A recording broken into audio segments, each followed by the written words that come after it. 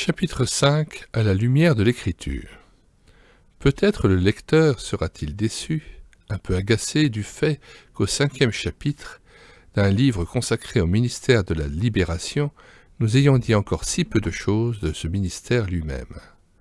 Je le sais par expérience, les gens intéressés désirent avant tout être informés de la manière et des conditions de la pratique du ministère de la Libération. Ils ont lu certains livres, vu certains films à sensation, connu quelque expérience personnelle ou communautaire. Ils sont intrigués, peut-être inquiétés ou passionnés. Ils voudraient des exemples concrets, des récits instructifs, des conseils pratiques. Je comprends bien leur hâte d'arriver au fait. Je n'ignore pas que cette impatience amènera même certains à parcourir rapidement ces pages, ou à les sauter tout simplement, pour trouver celles qui, à leur idée, seront intéressantes. Mais ce que je n'ignore pas non plus, c'est que cette hâte et cette curiosité doivent davantage à l'inconscience qu'à la sagesse. Que ferait-il penser d'un médecin qui dit « Moi, faire de la psychologie, de la pathologie ou encore de l'anatomie, ça me rase trop, ce qui m'intéresse, c'est de soigner les gens. » Au début de ce siècle, le professeur en médecine César Roux de l'université de Lausanne disait à de tels amateurs « Messieurs, la campagne manque de bras ». En note 1, vexé à l'inouï de ce propos, un campagnard aurait rétorqué « En tout cas, l'enseignement ne manque pas de pieds. » L'homme est un être infiniment complexe. S'il faut de sérieuses études pour être habilité à soigner psychiquement et physiquement les gens, il faut aussi une formation pour les soigner spirituellement. C'est vrai que le Saint-Esprit rend intelligents ceux qui l'illuminent et appelle au service. Toutefois, c'est dans les contes de fées que le sot devient brusquement un phénix. Réaliste, le Saint-Esprit, lui, dit aux hommes qu'il instruit. Concentrant tous vos efforts, joignez à votre foi la connaissance, chapitre 1, se reporter à 2, donc petite note 1, se reporter à 2 Pierre 1, 4 à 5. Et Paul, en toute loyauté et modestie, dit à son tour « Nous nous recommandons nous-mêmes en tout comme ministres de Dieu par notre science, par la parole de vérité. » Et il ajoute « Les armes par lesquelles nous combattons ne sont pas charnelles, elles sont puissantes par la vertu de Dieu. » Comme tout service chrétien, le ministère de la libération exige de vraies qualifications. Au nombre de celles-ci, il y a préalablement à toute pratique une large connaissance de la parole et l'instruction particulière que donne l'étude de certains textes. Nous retiendrons les plus importants. De l'usage d'un certain vocabulaire. Dieu sait combien souvent les démoniaques sont tenus pour dépossédés. Il n'est pas inutile de découvrir que cette expression n'est jamais utilisée comme telle dans l'Écriture. Par exemple, Matthieu 11, 18, Luc 7, 33, Jean 10, 20 disent en grec « ekei daimonion », c'est-à-dire « il a un démon ». Ce verbe « ekei » mérite examen. Au premier sens, il signifie « porter avec soi » puis « contenir », d'où finalement « avoir », avoir en soi ou avec soi. On peut avoir avec soi un porte-monnaie ou un ami sans être leur esclave. L'idée de possession n'est cependant pas étrangère à cette cohabitation. De nature, le démon est dominateur. Dans la mesure où l'on cède à ses suggestions, à ses contraintes, il est clair que sa présence peut prendre progressivement l'aspect d'une possession. Ailleurs, ainsi dans Matthieu 4, 24, Marc 1, 32, 5, 15, il est question des démoniaques, c'est-à-dire en grec tous daimonizomenos, participe passé du verbe daimonizomenai, traduction possible, des démonisés, au sens profane et religieux, être divinisé, puis être soumis ou dépendre de la volonté d'un Dieu. Là encore, quand on sait les caractéristiques d'un démon, il est clair que cette relation de dépendance consentante peut conduire à la contrainte et aboutir à la possession. Il ne faudrait pas, ici, se laisser séduire par les qualificatifs que le grec profane joint volontiers au mot démon. La littérature religieuse païenne parle de agathos, bon daimon, et de kakos, mauvais daimon, traduire par bon ou mauvais génie. Cette sorte d'être surnaturel aurait des aptitudes supérieures. Le mot génie est passé dans la langue courante pour désigner quelqu'un de particulièrement doué ou informé. Par le biais de la mythologie, cette croyance au bon démon a coloré un certain christianisme plus marqué d'idolâtrie que de foi. On en trouve des traces dans cette valeur trompeuse attribuée à la magie dite blanche, alors qu'elle émane de la même source satanique que la magie dite noire. Attribuée également à ces esprits ou patrons familiers auxquels la croyance populaire confère une vertu de protection. Cependant, déjà dans la littérature profane et la croyance populaire du 1er siècle, le démon est assimilé à une divinité inférieure de bas étage, si l'on ose dire. Il est connu que pour communiquer l'Évangile, les écrivains du Nouveau Testament ont utilisé le langage du peuple. En l'occurrence, il faut souligner que les termes employés étaient propres à la culture grecque et, contrairement à ce qui se passe aujourd'hui, n'étaient pas rangés à l'enseigne de la superstition. Dans le langage du Nouveau Testament, donc des Juifs et des Grecs auxquels il est d'abord adressé, avoir un démon ou être démoniaque n'est pas une expression métaphorique. Cela traduit une réalité. Contrairement aux Sadducéens, les pharisiens ne tenaient pas ces croyances pour du folklore. Acte 23, verset 8. Nous ne sommes pas Sadducéens. Avec le Christ, les apôtres et l'Église primitive, nous croyons à l'existence, à la substantialité, à la réalité des démons. L'Écriture nous laisse sans explication satisfaisante quant au fait que ces créatures célestes, dès le commencement, sont fondamentalement ennemies de Dieu et de l'homme, méchantes, menteuses et meurtrières. Elle nous appelle simplement à prendre conscience que le mal sur la terre a sa source d'inspiration en Satan, chef d'une armée de démons et de mauvais esprits. Donc en petite note 2, à propos de ces créatures célestes qui, dès le commencement, sont fondamentalement ennemies de Dieu et de l'homme, on a ici donc la référence à Jean 8, 44. Elle ne nous dit pas non plus selon quel processus la présence d'un démon en l'homme a pour conséquence une aliénation progressive de sa liberté, par ailleurs déjà charnellement entravée. Par les exemples donnés, nous constatons que l'action diabolique peut être de l'ordre de la suggestion, exemple, Pierre daignant que Christ dise vrai quand il annonce sa mort et sa résurrection, Matthieu 16, 22 à 23. L'obsession, exemple, Saul tourmenté par un mauvais esprit, 1 Samuel 16, 15 et 18, 10. L'habitation, exemple, Judas obstinément endurci, déjà sous la dépendance du démon, Jean 6, 70, et à la fin totalement manipulé par Satan, Jean 13, 27. On peut constater aussi que l'état de maladie, conséquemment à la présence du démon, connaît 3 stades de gravité. Premier stade. La personne est simplement malade physiquement et psychiquement. L'exclusion du démon rend à cette personne son état de santé. Exemple, la guérison de la fille syrophénicienne, Marc 7, 30, de la belle-mère de Pierre, Luc 4, 39, il interpelle la fièvre nommément comme si en ce cas elle agissait tel un esprit méchant, et de malade dit lunatique, Matthieu 4, 24. Deuxième stade. Le malade est soudainement attaqué et devient l'objet de manifestations qu'il ne contrôle plus.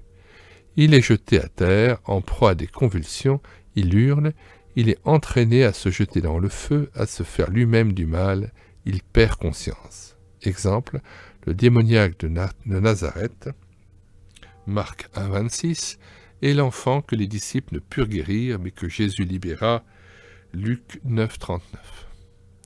Troisième stade. Le malade est dans un état permanent de totale privation d'identité et de personnalité. Il est littéralement dément, il est un être dangereux pour ceux qui l'approchent. C'est le cas du ou démoniaque de Gadara, Matthieu 8, 28 à 29, Marc 5, 1 à 6 et de celui d'Éphèse, Actes 19, 15 à 16. La réalité, rangée ainsi sous 3 ordres et à 3 stades de gravité, correspond davantage à une classification simplifiée des agissements démoniaques qu'à la diversité étonnante de leurs actions. C'est dire, en d'autres termes, qu'on pourrait présenter les choses selon une classification différente et surtout sous des aspects beaucoup plus divers et nuancés.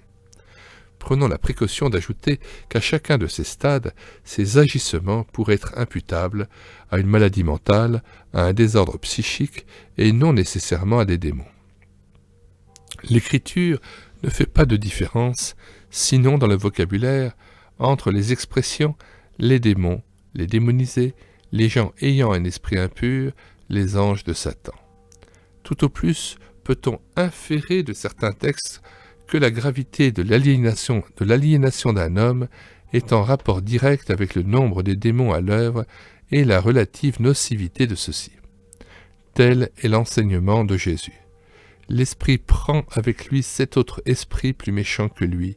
Ils entrent et demeurent, et la condition dernière de cet homme devient pire que la première.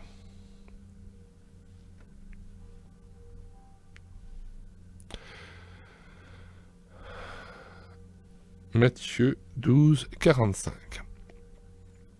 Quant au verbe « chasser », il traduit assez exactement le mot grec « ekbalein », par lequel les évangiles caractérisent la pratique de la libération. On pourrait regretter l'usage courant du terme « exorcisme » puisque étymologiquement il signifie prononcer un serment ou une formule. Dans l'expulsion d'un démon, il s'agit moins d'une formule à prononcer que d'un acte d'autorité à faire avec la puissance de l'esprit. L'allemand dit correctement « die Dämonen austreibung ». Pardonnez-moi, je ne connais pas beaucoup l'allemand. « Die Dämonen austreibung ». Expulser les démons serait donc la traduction la meilleure, puisqu'il s'agit littéralement de pousser ou conduire le démon hors de la personne. Cependant, l'adjuration correspondant au terme « exorcisme » décrit assez exactement un des aspects de l'acte d'expulsion. Il caractérise la parole prononcée sur la terre en accord avec la volonté de Dieu. Cette parole fait autorité jusque dans le monde des esprits auquel elle peut ainsi s'opposer. Elle peut également les obliger à obtempérer à ce qu'elle leur ordonne. D'autres enseignements nous sont donnés par certains détails des scènes de délivrance rapportées par les évangiles, puis par les actes. Nous les relèverons sans les souligner à nouveau quand nous les retrouverons dans un récit suivant. Dans les évangiles, la guérison du démoniaque de Capernaum, Marc 1, 21-28, Luc 4, 31-37. Il descendit alors à Capernaum, ville de Galilée. Il les enseignait le jour du sabbat, et ils étaient frappés de son enseignement, parce que sa parole était pleine d'autorité. Il y avait dans la synagogue un homme qui avait un esprit de démon impur. Il s'écria d'une voix forte. « Ah, de quoi te mêles-tu, Jésus de Nazareth? Tu es venu pour nous perdre. Je sais qui tu es, le Saint de Dieu. » Jésus le menaça. « Tais-toi et sors de cet homme. » Et jetant l'homme à terre au milieu d'eux, le démon sortit de lui sans lui faire aucun mal. Tous furent saisis d'effroi, et ils se disaient les uns aux autres, « Qu'est-ce que cette parole? Il commande avec autorité et puissance aux esprits impurs, et ils sortent. » Et son renom se propageait en tout lieu de la région. Petit a. Les deux évangélistes placent ce récit dans un contexte soulignant que l'autorité sur les démons et la capacité de les expulser tiennent à la personne de Jésus revêtu de l'Esprit, mais aussi à sa parole. Cela concerne aussi les disciples de tous les temps, et cela explique en partie l'ordre donné par le Christ qu'il ne s'engage pas dans le ministère sans avoir été investi de la puissance d'en haut. Acte 1, 4 à 5. Petit b. L'homme dans la synagogue se savait-il habité par un esprit impur? On pourrait le déduire du fait qu'il est comme attiré à la synagogue où il entre inopinément. Par ailleurs, on pourrait aussi penser qu'il l'ignorait. C'est la présence de Jésus qui dévoile cette cohabitation de l'homme et de l'esprit mauvais. Aujourd'hui aussi, d'une part, certains malades ont la pensée qu'une force hostile les habite. D'autre part, la présence du Christ en ses serviteurs et dans une communauté remplie de l'esprit dévoile l'ennemi et provoque ses réactions. Petit c. C'est l'homme qui s'exprime, mais son propos est celui de l'esprit impur. Il y a donc à la fois identité entre l'homme et l'esprit et différenciation rendue évidente soit par l'ordre de se taire que lui intime Jésus, soit par son expulsion. Dans la pratique, c'est sur ce point précis que doit intervenir le don de discernement des esprits et une parole différente suivant qu'on s'adresse à l'homme ou à l'esprit qui l'habite. Petit d. Il y a communauté de destin des esprits. De quoi te mêles-tu, Jésus de Nazareth? Tu es venu pour nous perdre. Depuis qu'au désert, Jésus a résisté victorieusement à toute tentation, l'émoi est semé dans le camp ennemi. Les démons savent maintenant que leur hégémonie sur l'homme est contestée et même qu'elle touche à sa fin. Avec l'énergie de quelqu'un qui se sait vaincu, mais ne veut pas le reconnaître, ils s'organisent en vue d'une défense commune, usent d'intimidation. Un ministère de libération doit en tenir compte, ne pas se laisser impressionner par les assertions des démoniaques, les contrôler. Petit e, l'esprit est dit impur. Il ne s'agit pas d'une simple appellation. On pourrait traduire « qui rend impur ». Cette souillure étant d'ordre spirituel ou moral. La présence d'un tel esprit peut expliquer d'une part la dépravation de l'imagination et du comportement d'une personne. D'autre part, l'opposition de cette personne à tout ce qui est du domaine spirituel. F. À l'instant de son expulsion, l'esprit hurle et se convulse. Cela est-il l'expression d'une colère rageuse ou d'une peur panique? L'une et l'autre sans doute. Cependant, à l'heure du combat, nous avons à nous souvenir que les démons tremblent.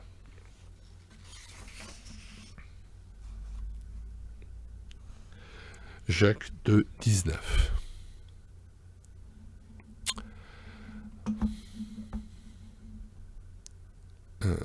Excusez-moi, je viens de perdre mon passage.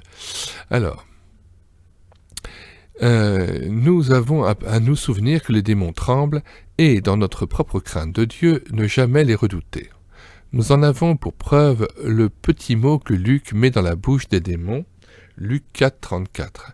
Traduit dans nos versions par « Ah, de quoi te mêles-tu » cela signifie « Malheur à nous, c'en est fait de nous ».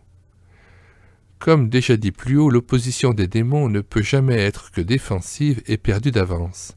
Voilà un encouragement au ministère de la libération. B.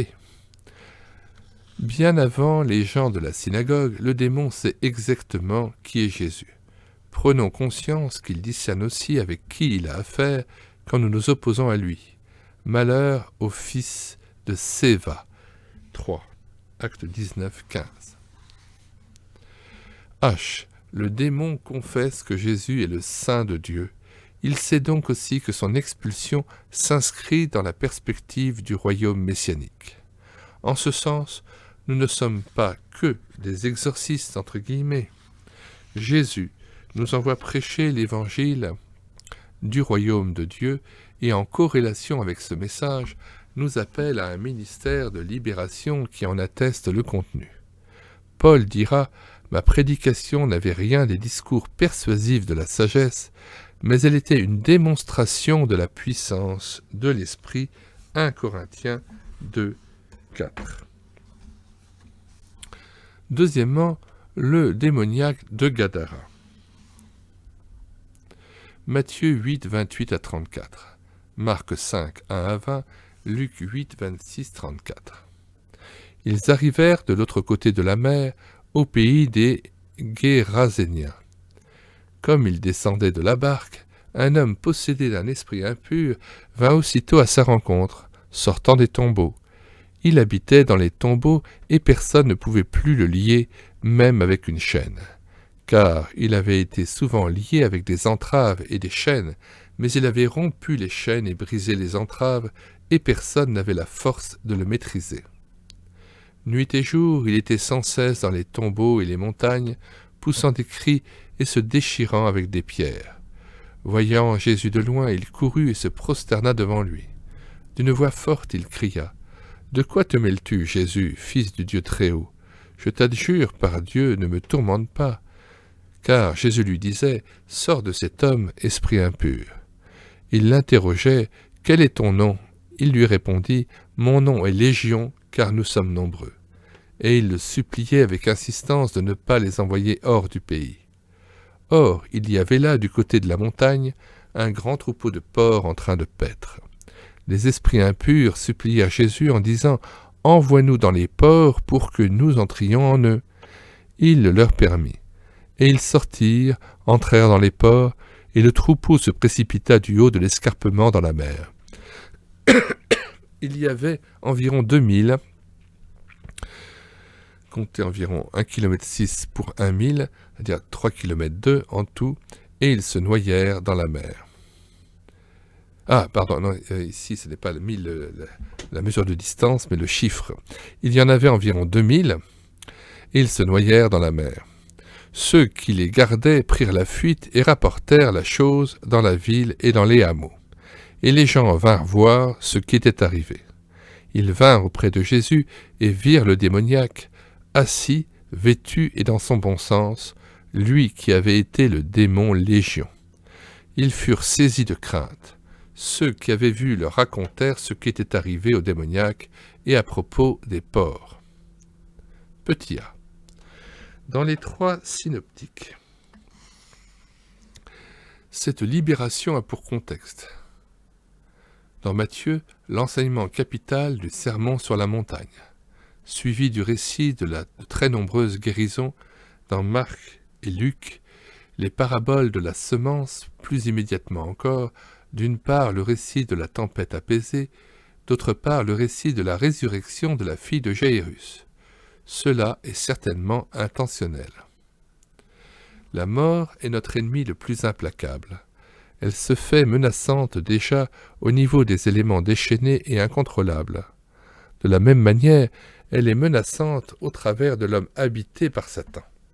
Dans l'intervention du Christ, mais l'intervention du Christ nous garde de ces menaces et nous arrache au pouvoir de la mort. À moins que nos ministères aient quelques regrettables ressemblances avec ceux des scribes et des pharisiens, nous interpellons en même temps que les hommes les puissances hostiles et meurtrières qui les subjuguent. Dans le récit, ce qui est mis en lumière d'abord, c'est l'incontestable autorité du Christ avec les puissances démoniaques. Elles le savent, mais essaient encore de l'intimider. Puis, devant leur échec, tentent de se dérober. Dans le ministère de la libération, cette autorité du Seigneur et de son nom est capitale.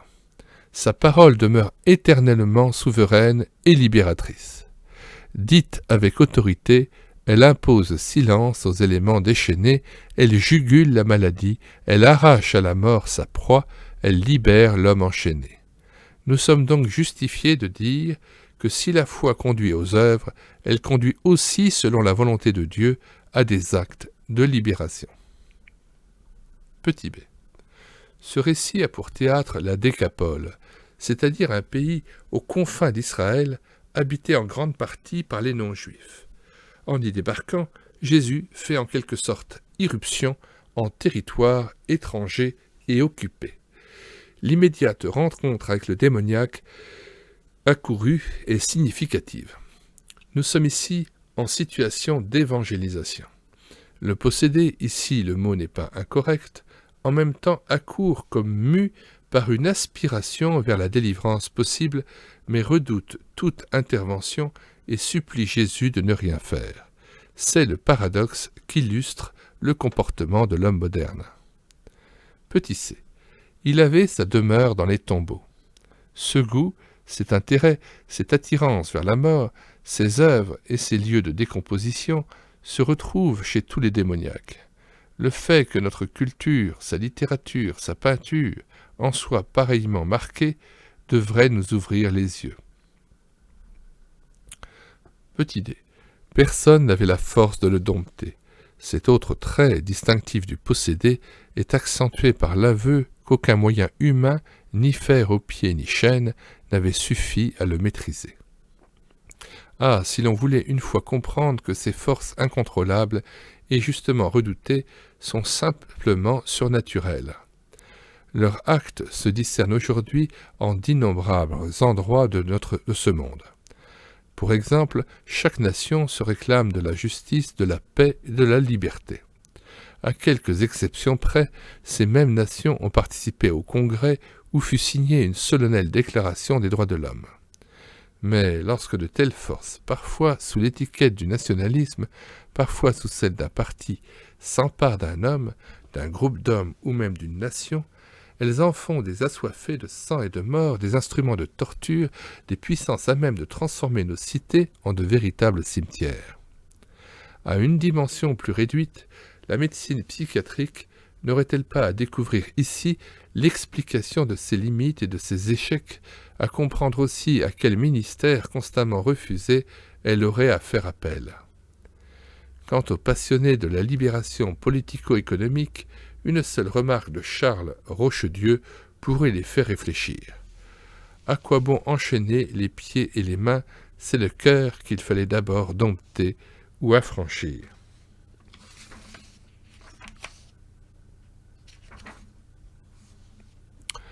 En notant les trésors du Nouveau Testament, édition Emmaüs, page 74. Petit E, sans cesse, nuit et jour, dans les tombeaux et sur les montagnes, criant et se meurtrissant. Cela peut se traduire dans un langage connu et concerner la société aussi bien que la personne. Agité de corps, d'âme et d'esprit, qui a perdu son repos, son sommeil, son équilibre, qui passe par des exaltations, les montagnes, et des crises de dépression, les sépulcres, qui a perdu la paix, qui crie et fait du bruit pour calmer ses angoisses, tantôt masochiste, tantôt sadique à l'égard de lui-même et du prochain, dédoublé, schizophrène, mais qui révèle finalement qu'il n'est pas deux seulement, mais livré à 1000 forces qui le déchirent, le malmènent et le font souffrir. Cette simple évocation n'est-elle pas un appel à l'Église qui s'est un peu facilement déchargée de son premier ministère et en a laissé l'entière responsabilité aux psychologues et aux médecins aliénistes? F. Quand le démon supplie Jésus de ne pas le faire souffrir, il montre qu'il a conscience et connaissance du sort éternel qui l'attend. Matthieu 25, 41. F. Quand le démon supplie Jésus de ne pas le faire souffrir, il montre qu'il a conscience et connaissance du sort éternel qui l'attend. Matthieu 25, verset 1. C'est une supplication souvent entendue dans la bouche de gens que notre ministère devrait amener à la libération. L'ennemi leur fait croire que l'intervention de Jésus dans leur vie s'accompagnera aussi de tourments. C'est là un mensonge de plus à son actif. Jean 8, 44. Il nous appartient à la fois de faire taire l'ennemi et de révéler aux hommes la vérité des intentions de Dieu envers l'homme déchu. 1 Timothée 2, 4 à 6. Ceux en faveur desquels nous intervenons doivent apprendre de notre bouche, c'est-à-dire aussi et d'abord à la lumière de l'Écriture, le point de vue de Dieu, son diagnostic, sa volonté de guérison, de salut et de libération. Il est capital en effet que d'emblée et avec une conviction, fruit de l'esprit, il sache faire la part du mensonge et de la vérité. G. Seraient-ils 6000 devant Jésus, les démons sont sans moyens, ils se prosternent. Cela confirme l'autorité qu'au nom de Jésus, nous pouvons exercer sur eux. H. Même en dehors du territoire d'Israël, les démons confessent la messianité de Jésus. C'est donc qu'ils la connaissent. On en a confirmation par le récit de la guérison de la pythonisse. Acte 16, 17. L'Évangile et l'appel au ministère de la libération ne connaissent pas de frontières nationales ou raciales ou ecclésiales. I. La libération du Gadarénien semble avoir rencontré une opposition prolongée.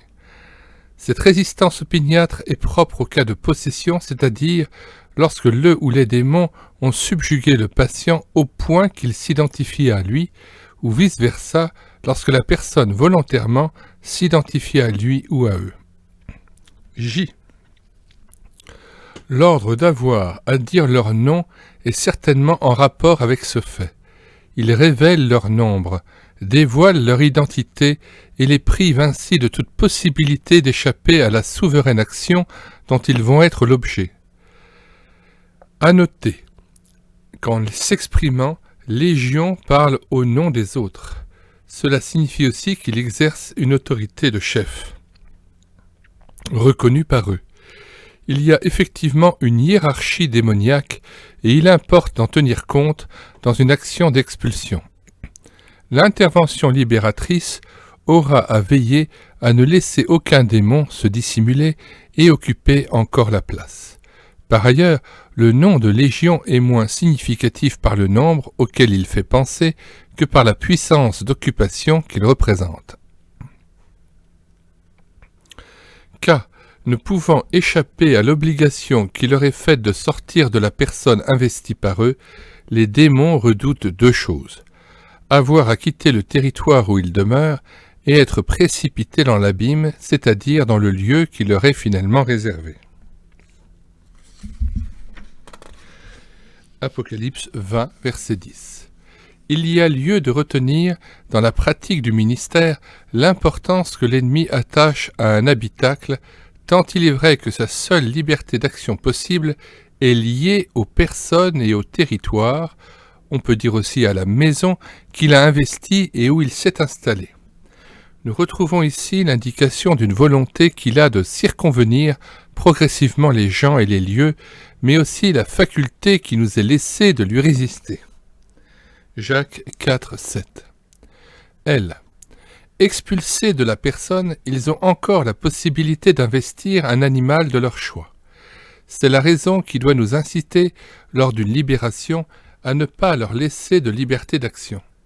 Si, cette fois, Jésus agrée leur souhait d'entrer dans un troupeau de porcs, c'est sans doute, mais il y a d'autres explications possibles et plausibles, que par ces événements, il veut instruire ses disciples et les habitants de la puissance et du dessein destructeur des démons.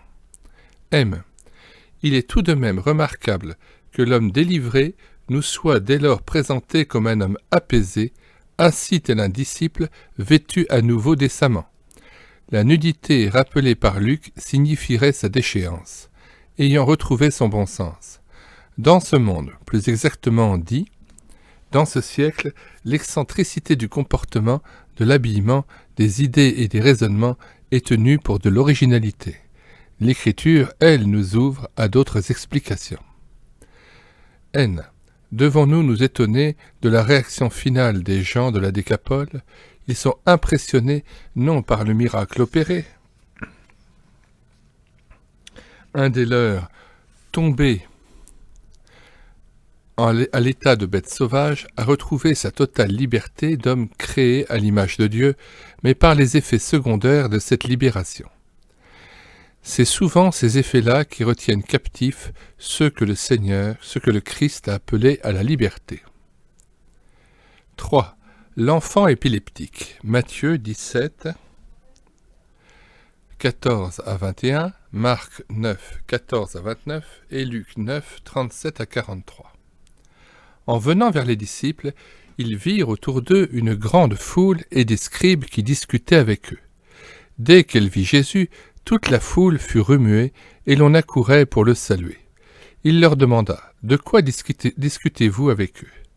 Quelqu'un dans la foule lui répondit « Maître, je t'ai amené mon fils. Il a un esprit muet. L'esprit s'empare de lui n'importe où, il le jette à terre et l'enfant écume, grince des dents et devient raide. J'ai dit à tes disciples de le chasser et ils n'en ont pas eu la force. » Prenant la parole, Jésus leur dit « Génération incrédule, jusqu'à quand serai-je auprès de vous? Jusqu'à quand aurai-je à vous supporter? Amenez-le-moi. » Ils le lui amenèrent. Dès qu'il vit Jésus, l'esprit se mit à agiter l'enfant de convulsions. Celui-ci, tombant par terre, se roulait en écumant. Jésus demanda au Père « Depuis combien de temps cela lui arrive-t-il » Il dit « Depuis son enfance ». Souvent, l'Esprit l'a jeté dans le feu ou dans l'eau pour le faire périr. Mais si tu peux faire quelque chose, viens à notre secours par pitié pour nous. Jésus lui dit « Si tu peux, tout est possible pour celui qui croit ». Aussitôt le père de l'enfant s'écria « Je crois, viens au secours de mon manque de foi, de mon incrédulité dans d'autres versions. » Jésus, voyant la foule s'attrouper, menaça l'esprit impur. « Esprit sourd et muet, je te l'ordonne, sors de cet enfant et n'y rentre plus. » Avec des cris et de violentes convulsions, l'esprit sortit. L'enfant devint comme mort, si bien que tous disaient « Il est mort ». Mais Jésus, en lui prenant la main, le fit lever et se mit debout. Quand Jésus fut rentré à la maison, ses disciples lui demandèrent en particulier « Et nous, pourquoi n'avons-nous pas pu chasser cet esprit ?» Il leur dit « Ce genre d'esprit, rien ne peut le faire sortir que la prière et le jeûne. » A. Matthieu dit de cet enfant qu'il est lunatique, selon la croyance de l'époque qui reliait les manifestations épileptiformes à une mauvaise influence lunaire. Jésus révèle que la lune n'est pas en cause, mais qu'un esprit méchant agit à l'abri de cette fausse croyance. Voilà qui nous instruit de l'action possible des démons derrière certaines manifestations somnambuliques. Le somnambulisme peut être aussi une manifestation psychosomatique, ou encore à l'abri des fausses croyances universellement répandues par l'astrologie. B. À la question de Jésus, le Père reconnaît que son Fils est sous la domination de l'esprit dès son enfance. La pratique du ministère confirme ce qui peut être supposé ici. L'esprit est lié à cette famille, soit par l'hérédité, soit par le consentement des parents à son action. La libération de ce fils met en évidence la solidarité entre l'enfant et les parents. Le démon se serait abrité derrière leur incrédulité si le père n'avait pas lui aussi, et sur ce point précis, demandé sa propre libération. L'Écriture révèle la place de la famille dans l'œuvre du salut. Une libération d'un de ses membres ne saurait avoir lieu sans que l'ensemble de ceux qui forment cette famille en éprouvent les effets. À ne pas oublier, en particulier, lors de nos interventions auprès d'enfants. C.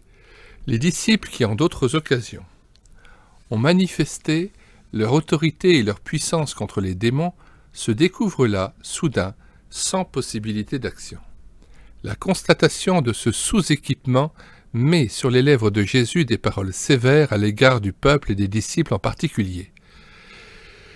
Il fustige leur incrédulité, l'insuffisance de leur vie de prière et de jeûne. Que dirait-il de notre médiocrité ? Nous reparlerons plus loin du jeûne et de la prière. Mais ici, l'accusation d'incrédulité oblige à un bref commentaire éclairé par le « tout est possible à celui qui croit » et par les deux verbes importants « egeirein » faire lever et anistémie se mettre debout. Que l'homme et son enfant soient libérés, c'est bien ce que Dieu veut. C'est bien aussi ce que notre foi doit vouloir avec lui. Mais cette libération n'est qu'un signe de l'autre libération, définitive celle-là, la résurrection, suggérée par les deux verbes cités. Donc, notre foi doit vouloir inscrire dans les vies non des libérations insolites et occasionnelles, mais des signes de la résurrection. C'est pourquoi l'absence de ces signes dénonce l'incrédulité de toute l'Église et non seulement le sous-équipement de quelques-uns. Elle dénonce aussi cette inconscience d'un peuple de croyants instruits des choses de la foi et qui pourtant mésestime aussi bien la réalité de la puissance de l'ennemi que l'importance du ministère de la libération. D. Marc et Luc relèvent que l'esprit s'empare de l'enfant n'importe quand et n'importe où, mais le fait surtout dans les lieux où les risques de mort violente, feu et eau, sont les plus probants. Le sadisme et l'action intentionnellement meurtrière des puissances infernales envers les enfants particulièrement nous sont ici rappelés. Cela évoque à nos esprits les enfants battus, martyrs, violés, torturés, malmenés de corps, d'âme et d'esprit. En général, de tels faits indignent une opinion publique qui réclame alors la sévérité des tribunaux, qui relève que les auteurs de ces sévices, explicables certes par d'autres raisons encore, sont pourtant et d'abord l'œuvre d'adultes et parfois de parents démoniaques. La sévérité des tribunaux réjouit en même temps l'opinion publique et les démons, mais ne délivre pas les démoniaques. L'ordre donné par Jésus aux démons n'est pas fortuit. Je te le commande, sors de cet enfant et n'y rentre plus. C'est le seul récit d'expulsion qui fasse mention d'une telle interdiction. C'est un enseignement à retenir. Quand il s'agit d'un enfant sans défense, il faut prévenir la ruse et la méchanceté de l'esprit chassé, lui interdire un retour possible. Bien évidemment, quand il s'agit d'un adulte, il convient alors de l'instruire et de lui apprendre en particulier à colmater les brèches par lesquelles le démon avait accès en lui. Mais pour autant ne peut-on empêcher un adulte libéré de préférer à la liberté retrouvée l'esclavage démoniaque auquel l'autorité du Christ l'avait arraché. L'enfant délivré demeure dans un état d'inconscience et sans doute de pâleur qui fait croire à certains qu'il est mort. Jésus intervient et le fait lever. Ce coma n'est pas cette fois la conséquence habituelle de la crise épileptique. Il accompagne souvent une libération. Il est impressionnant si on en connaît la nature, si on en méconnaît la nature. Nous le tenons pour une grâce de Dieu faite à ceux qui pourraient être traumatisés s'ils étaient eux-mêmes conscients de l'opération dont ils sont l'objet. Dans le livre des Actes, fait intéressant à relever, les 4 textes du livre des Actes traitant du ministère dont nous nous occupons ici nous montrent les disciples aux prises avec l'occultisme. Nous y voyons une intention du Seigneur inspirateur de l'Écriture. Il veut nous rendre conscients de l'importance de cette idolâtrie superstitieuse et de ses conséquences.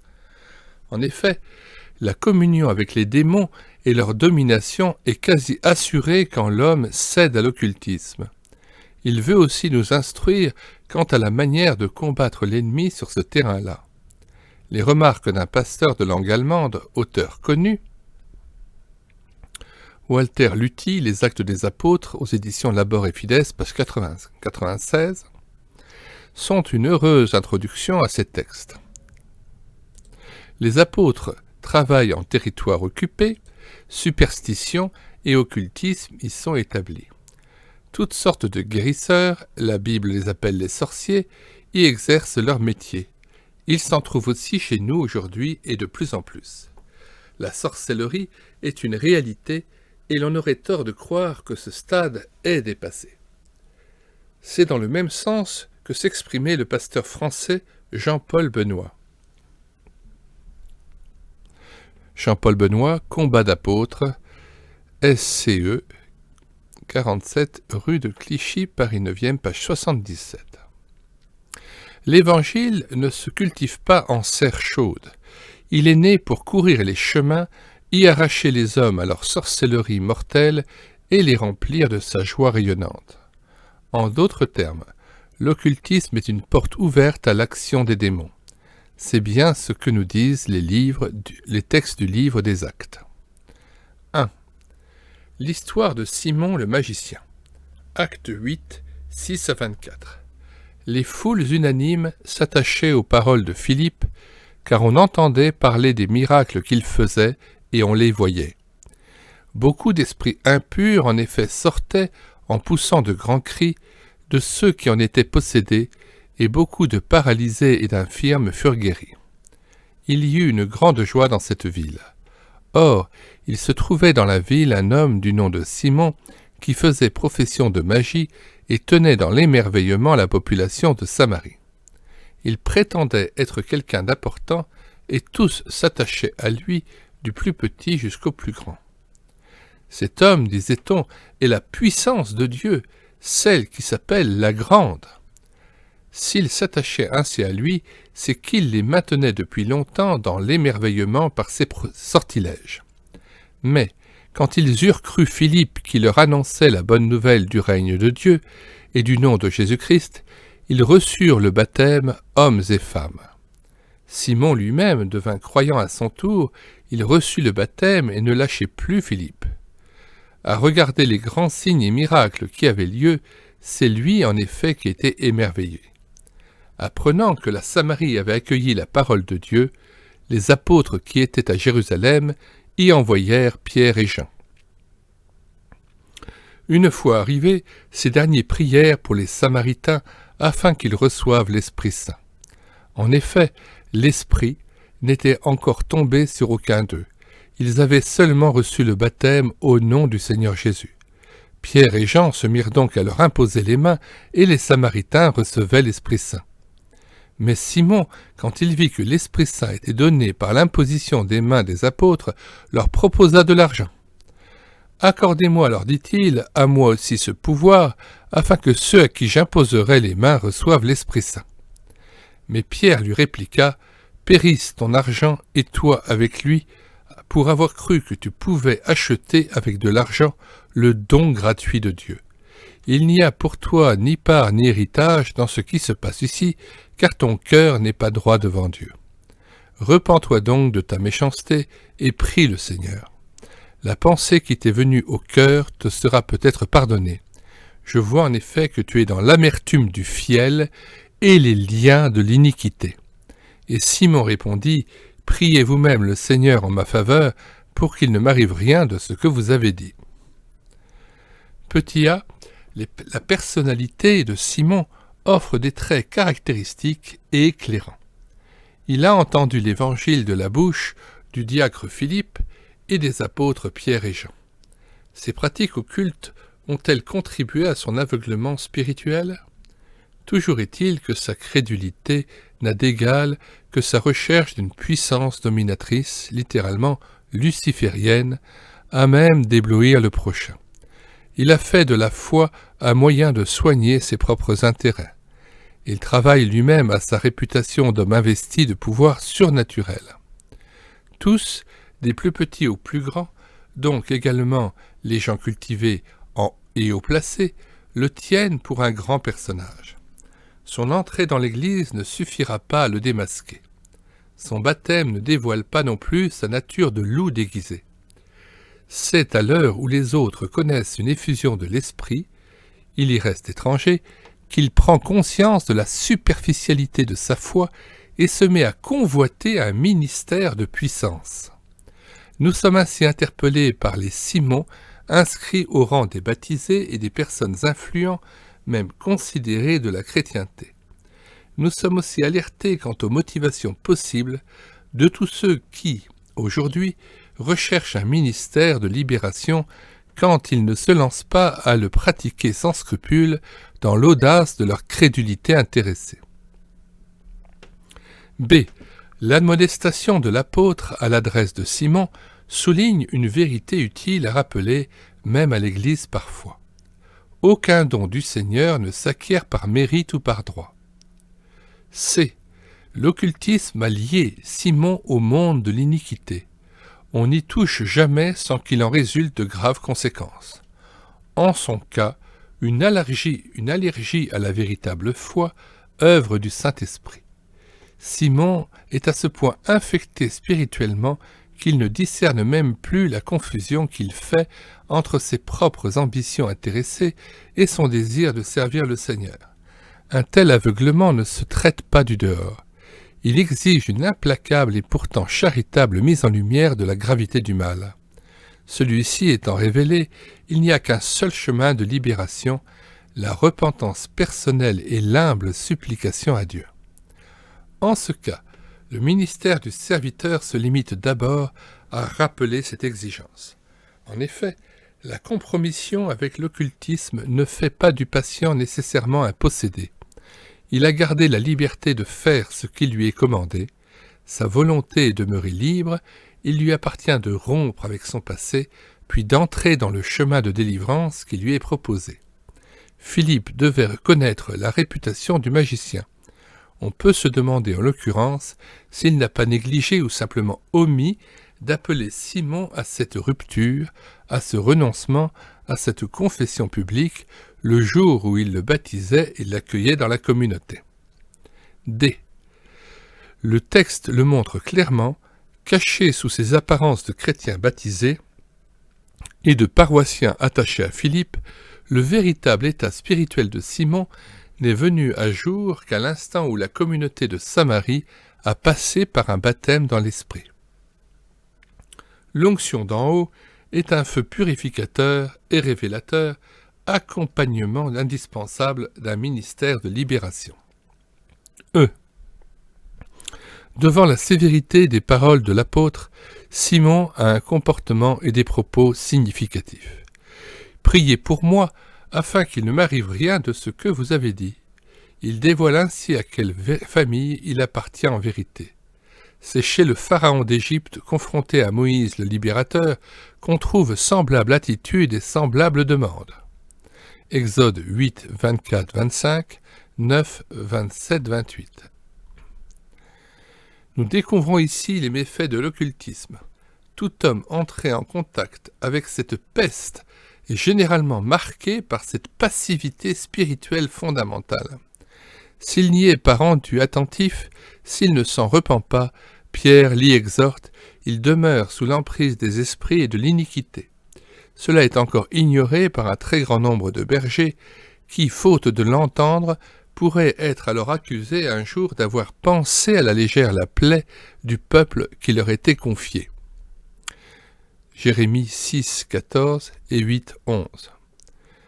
Deuxièmement, Sergius Paulus et le magicien Élimas, acte 13, 5 à 12.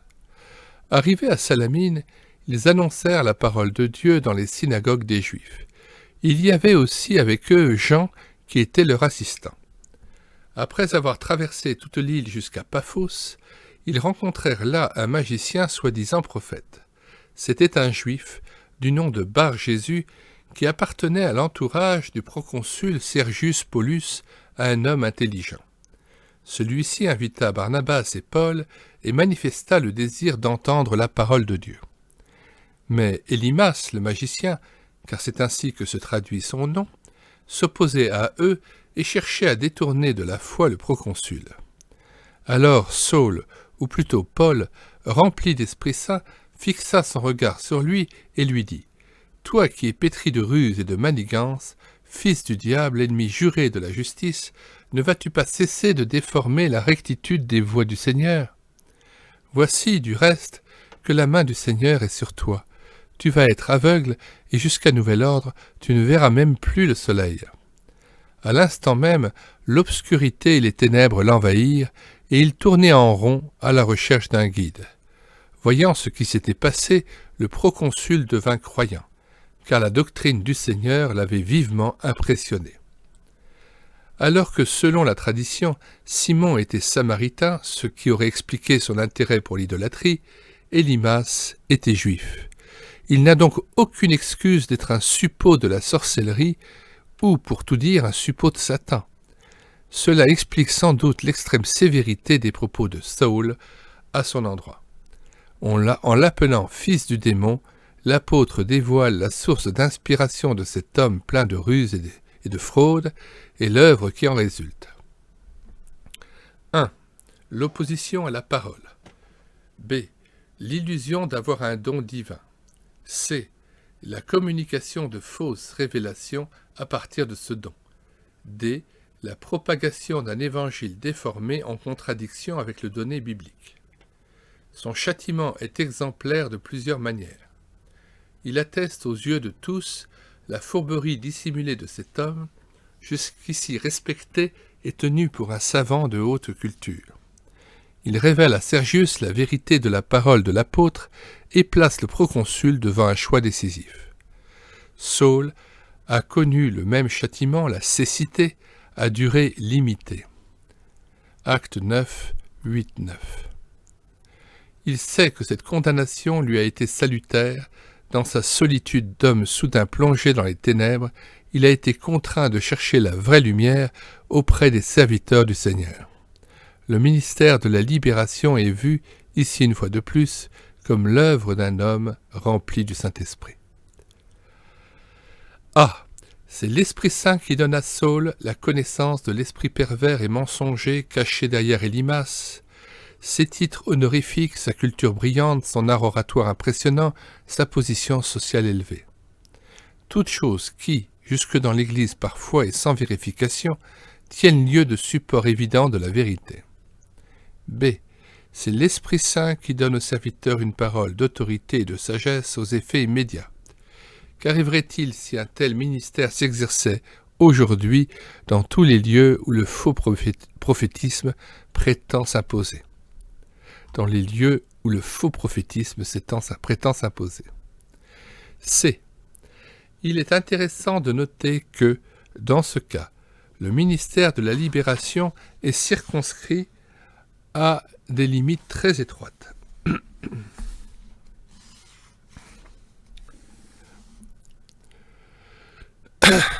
Saul se contente de dévoiler ce qu'il discerne et de prononcer une parole de jugement. La main du Seigneur est sur toi. La grâce est cachée dans cette condamnation. Ce sera à Élymas de la découvrir et de s'en réclamer dans la repentance qu'elle provoquera. En de telles situations, la tentation qui guette le serviteur, c'est de se taire ou d'acquiescer par fausse piété, fausse charité, faux respect du prochain et fausse notion de la liberté des autres. C'est finalement d'entraver chez le patient ensorcelé l'œuvre de la repentance libératrice. C'est donc trahir le ministère qui nous est confié. 3. La pythonisse de Philippe. Acte 16, 16 à 18. Un jour où nous nous rendions au lieu de la prière, une jeune servante qui avait un esprit de divination est venue à notre rencontre. Ses oracles procuraient de gros gains à ses maîtres. Elle nous talonnait, Paul et nous, en criant. Ces hommes sont les serviteurs du Dieu Très-Haut. Ils vous annoncent la voie du salut. Elle recommença pendant plusieurs jours. Excédé, Paul a fini par se retourner et a dit à l'esprit, « Au nom de Jésus-Christ, je te l'ordonne, sors de cette femme. » Et à l'instant même, l'esprit sortit. Ah! Dans sa brièveté, ce récit pose une question embarrassante. Quelle raison Paul avait-il de tolérer, jusqu'à ce que fatigue s'ensuive, la réclame publique que lui faisait cette démoniaque? Quelle que soit la réponse à cette question, le fait de cette fatigue, d'autres traductions disent que Paul était excédé, est significatif. L'adage est connu, le bruit tue. De la même manière, on peut dire « Satan est fatigant ». Le dialogue et la confrontation avec les démons comportent en effet un élément d'épuisement symptomatique et connu de ceux qui exercent le ministère de la libération. B. Non seulement les propos de cette femme n'avaient rien de répréhensible, mais ils pouvaient être tenus pour un témoignage à la gloire de Dieu. Nous sommes ici avertis que l'ennemi peut se dissimuler même derrière la vérité. Il usait déjà de ce stratagème lorsqu'il cherchait à séduire Jésus, Matthieu 4, 6. C. Païenne à tous égards, donc sans aucune connaissance de la vérité à même de la protéger de la domination satanique, cette femme s'est livrée à l'esprit de divination. Elle est sous sa coupe. En termes connus, elle est un médium. Incapable de s'opposer à l'Évangile, le démon qui est en elle cherche à jouer une carte qui lui réussit souvent. Laisser croire à une communion possible entre la foi et l'idolâtrie, entre la vie chrétienne et les pratiques occultes, d'où sa propagande. Les démonstrations en paroles peuvent impressionner sur le moment, mais le Saint-Esprit, par le don de discernement, nous aide à voir sous l'apparence des mots. Ce don est nécessaire au ministère de la libération. D. C'est dans le contexte d'une communauté rassemblée pour la prière que l'Esprit manifeste sa présence et son autorité. Lorsque les communautés de prière sont en vérité animées par l'Esprit, elles s'avèrent des lieux insupportables pour les puissances des ténèbres. Ces dernières s'y sentent provoquées, dérangées, menacées par les paroles qu'elles y entendent. C'est une confirmation de l'enseignement de Jésus. Marc 9, 29. Rendu conscient de la situation de cette femme, Paul intervient avec autorité et ordonne au démon de sortir. Cette expulsion n'est précédée d'aucune exhortation, d'aucun appel à la repentance. C'est que cette femme est dépersonnalisée. Elle est à la fois livrée à ses maîtres qui l'exploitent et à Satan qui régit toute sa personne. L'évangile qu'elle a pu entendre de la bouche de Paul et de Silas ne l'a pas atteinte. Elle n'est pas elle-même. Des jours durant, telle une obsédée maniaque, elle répète le même propos. Cette femme n'est plus libre. Il faudra l'exorcisme pour la rendre à sa propre identité et à la possibilité de se repentir et de croire. Dans ce cas, la libération doit précéder l'évangélisation. L'action doit atteindre l'ennemi avant la personne qui l'a subjugué. F. On pourrait interpréter la situation tout aussi valablement à partir d'un autre éclairage. Depuis 3 jours, cette femme a suivi Paul et a entendu sa prédication de l'Évangile. Cela n'est pas resté sans effet. Même liée et subjuguée par l'esprit de divination, elle n'est pas restée insensible à la parole, à la prière qui accompagnait sa proclamation. Un véritable travail s'est fait en profondeur, au point qu'après 3 jours, il suffira à Paul de donner un ordre d'expulsion pour que l'ennemi doive aussitôt obtempérer. Cela souligne la sagesse de l'esprit. Quand la parole est prononcée, on n'en voit pas toujours et immédiatement le fruit. Mais nous aurions à l'attendre et quand il est là, et à le cueillir. Paul n'a pas oublié de le faire.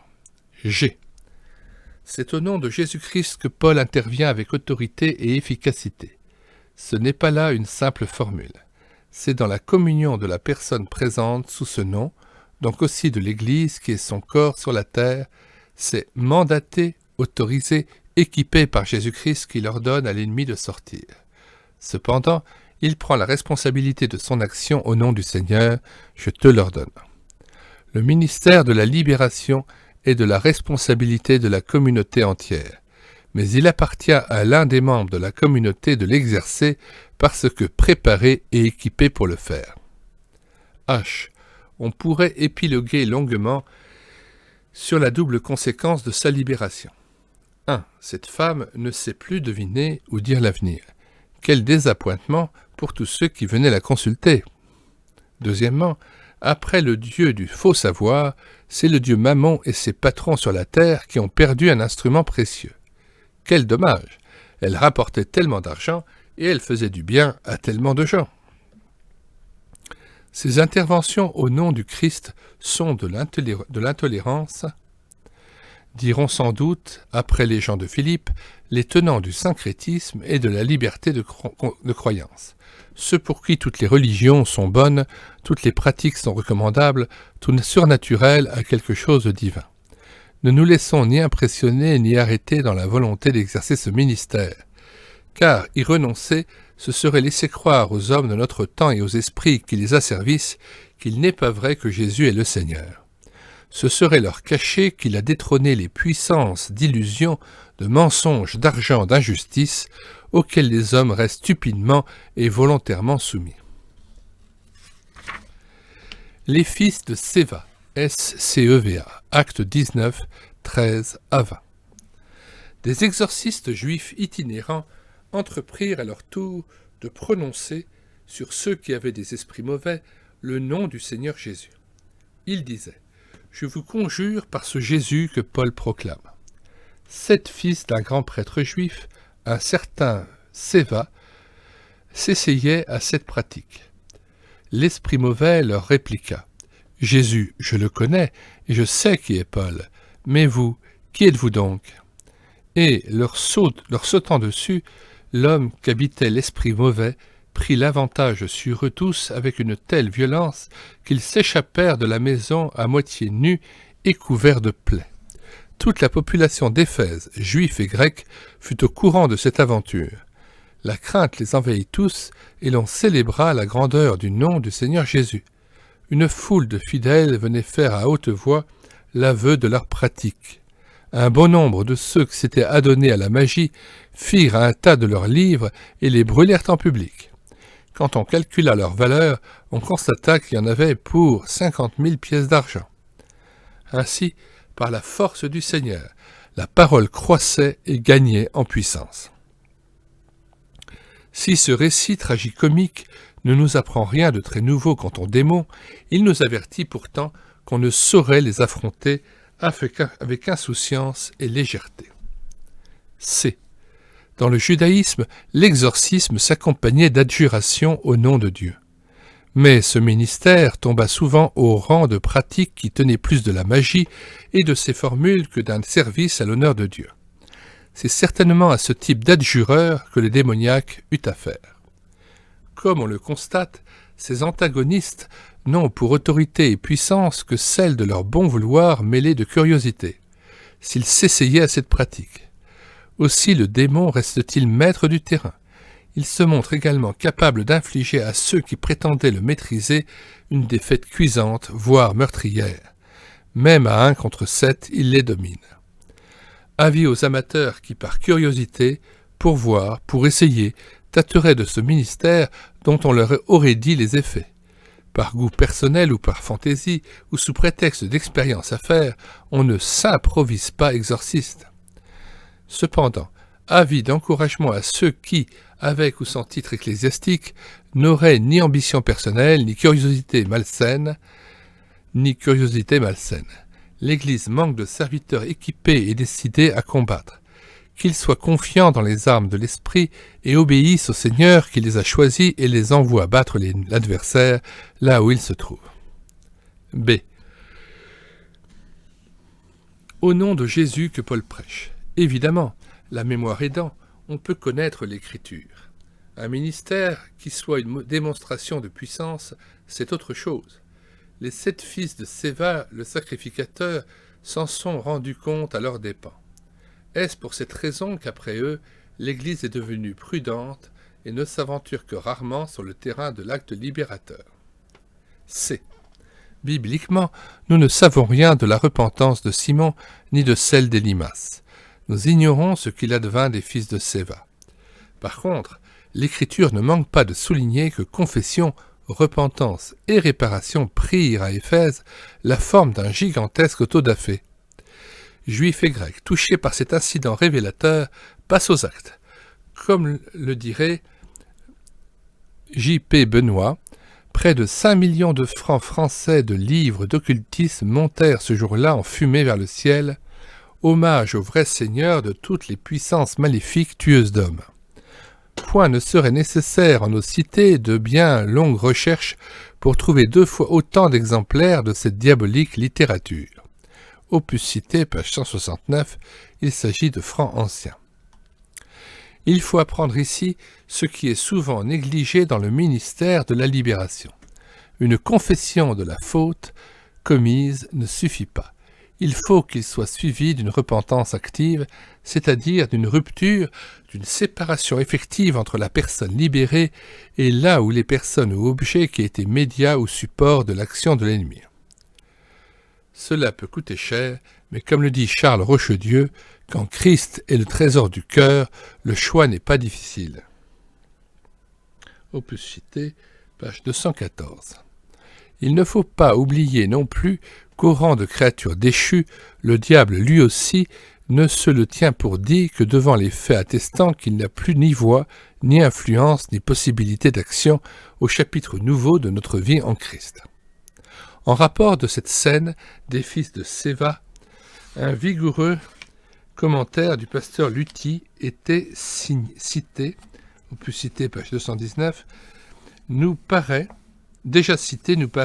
l'heureuse conclusion de ce chapitre. Les démons savent exactement à qui ils ont affaire. Devant le Seigneur Jésus, devant Jésus le vainqueur, ils tremblent, mais ils se jettent sur ceux qui abusent de son saint nom. Cette scène jette une lumière révélatrice sur la situation de l'Europe contemporaine. Un trait caractéristique du christianisme occidental de cette dernière génération fut précisément de disposer de Dieu, de se servir de lui pour des objectifs personnels ou nationaux. Le nom de Jésus-Christ n'a-t-il pas été de plus en plus prononcé à la manière d'une forme, par exemple à l'occasion du baptême d'un enfant ou de l'ensevelissement d'une grand-mère? Nos hommes d'État n'ont-ils pas considéré que la religion était bonne et utile pour le maintien de l'ordre public? Nous avons joué au christianisme. Mais les diables ont vu clair dans notre jeu, les esprits malins se sont dressés contre nos « Seigneur, Seigneur ». Depuis environ 2 générations, nous avons assisté à la rébellion des démons. Ils ont déchiré les habits de notre pseudo-christianisme et nos pieux oripeaux, offrant au regard de tous l'Église de Jésus-Christ nue et marquée de bleu. Une chose est certaine, depuis le début du siècle, c'en est fait de toute espèce de simili-christianisme. Il ne peut plus servir à tromper les démons. Ceux-ci ne craignent que leurs pareils, ils ne craignent pas le néant. Le seul qu'ils craignent réellement, c'est Jésus-Christ le vainqueur.